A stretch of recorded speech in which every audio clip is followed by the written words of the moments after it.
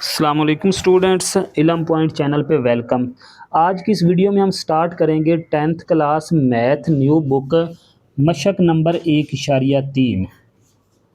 तो इसका सवाल नंबर 1 क्या है, दर्ज झैल कॉम्प्लेक्स अदाद का मॉडुलस मालूम करें। कि ये जो अदाद हमें दिए गए हैं इसका ना हमने मॉडुलस फाइंड करना है। ठीक है, अब सबसे पहले आप फार्मूला देख लें। फार्मूला क्या है इसका, मॉडुलस का जी के जो भी नंबर हैं हम उसको पहले जी के इक्वल लेट करेंगे।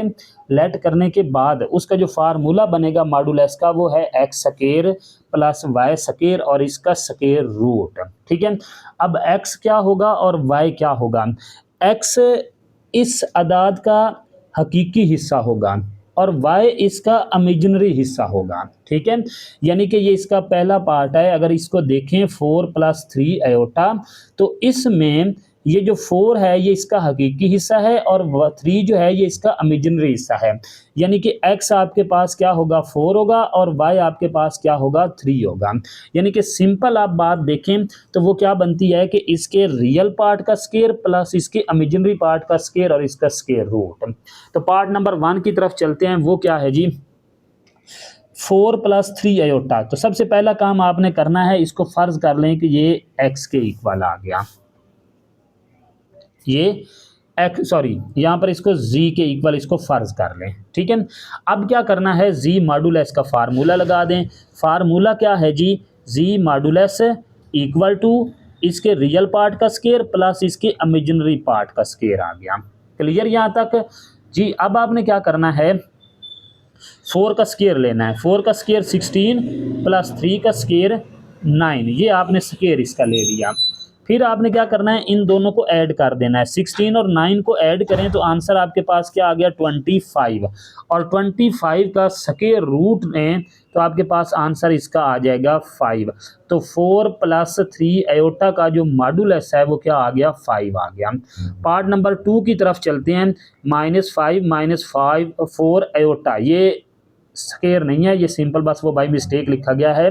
तो अब सबसे पहला काम इसको जी के इक्वल फर्ज कर लिया। ठीक है, दूसरा काम आपने क्या करना है, इसका मॉडुलस है। मॉडुलस क्या है, यानी कि इसके हकीकी हिस्से का स्क्वायर प्लस इसके इमेजिनरी हिस्से का स्क्वायर आ गया।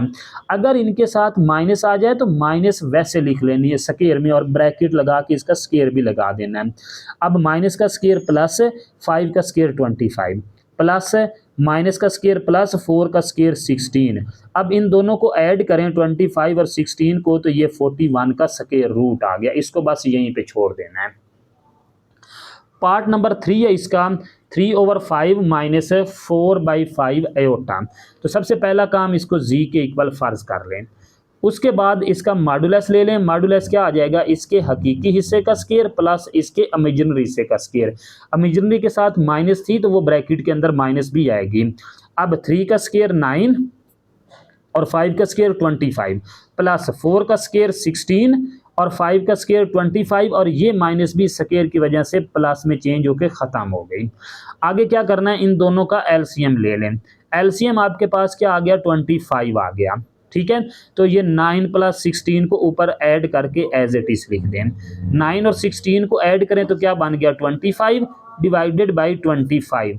25 पे 25 को डिवाइड करें, ये एक दूसरे के साथ कैंसिल हो गए, आंसर 1 आ गया। 1 का स्क्वायर रूट लें तो 1 का स्क्वायर रूट भी 1 आता है। तो 3/5 - 4/5 एयोटा का जो मॉडुलस आएगा वो क्या आएगा आपके पास 1 आएगा। इसका पार्ट नंबर 4 है, लास्ट पार्ट है इसका -√2 - √3 आयोटा। तो सबसे पहला काम इसको जी के इक्वल लेट कर लिया।